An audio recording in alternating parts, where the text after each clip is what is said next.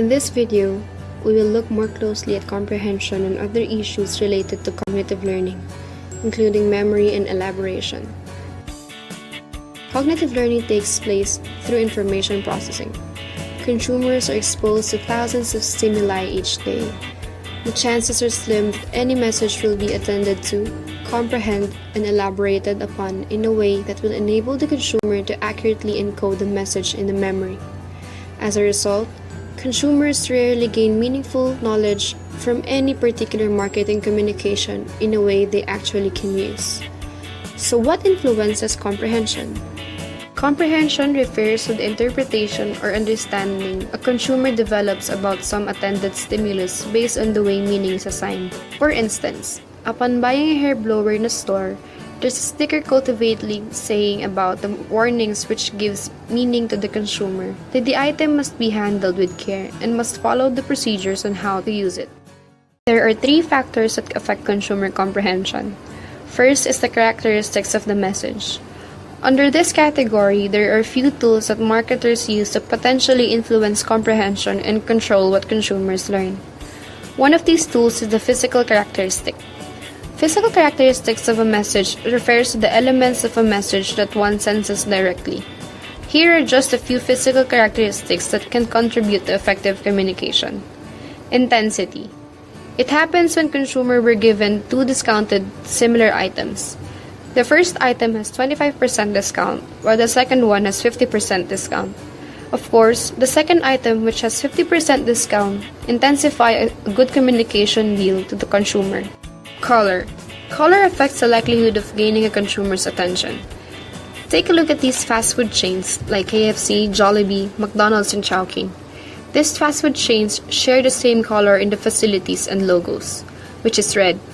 The color of red has been associated to consumers as a color for hunger. Font. Font styles send meaningful signals. The font of Gold's Gym signifies a strong and broad personality of men, while the font of a massage spa and parlor has a very curvy, circular, and smooth characteristics like women. Spacing. Watching a 30-minute commercial will probably bore a typical consumer or viewer. But upon cutting the 30-minute commercial and compile it in 2 to 3 minutes, will most likely attract viewers to get involved in the consuming message of the commercial itself. The next tool is a message congruity. Congruity represents the extent to which a message is internally consistent and fits surrounding information.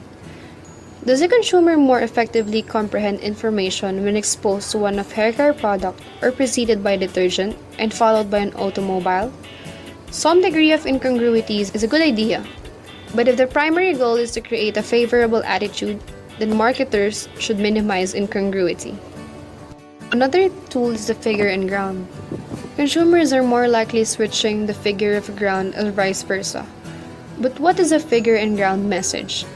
Figure is a focal image, or the object intended to captive a person's attention, while the ground is the background of the message or the relative central message. The last tool is the message source. The source of the message can also influence comprehension. Who are this message source? It can be a famous celebrity in an ad, your family, a Facebook friend, or even a computer-animated avatar.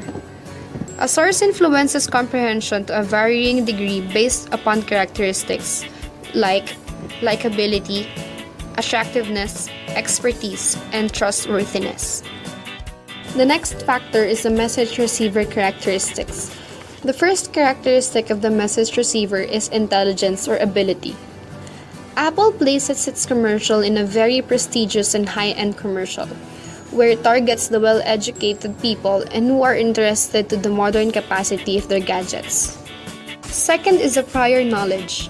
A consumer may seek information or reviews to his friend who has prior knowledge towards a product or even browse the internet for further reviews before purchasing a product. Third is the involvement. Consumers are not equally involved with every message sent their way.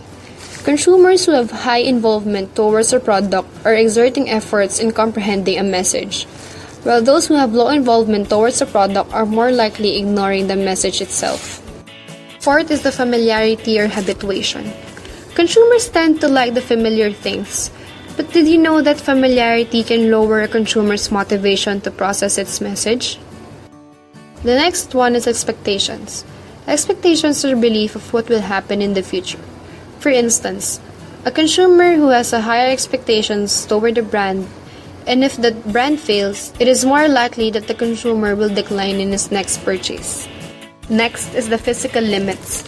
A consumer who can't hear can comprehend information on audio message. Brain dominance. Brain dominance refers to the phenomenon of hemispheric lateralization. Some people tend to be either right brain or left brain dominant. A right brain dominant tend to be visual processor, whereas left brain dominants tend to be people better with verbal processing. The last factor that affects consumer comprehension is the environmental characteristic. The environment has a lot to do with our comprehension and the way we decide on things. Information intensity refers to the amount of information available for a consumer to process within a given environment. For instance, when you're about to buy something, you will seek information about that product from your friends or even on the internet before deciding if you will buy it or not. Framing is a phenomenon in which the meaning of something is influenced by the information environment. Under the framing is the prospect theory. If two choices are put before an individual, both equal, with one presented in terms of potential gains and the other in terms of possible losses, then the former will be chosen. Another one is the priming. It refers to a cognitive process in which active concepts frame thoughts and therefore affect both value and meaning.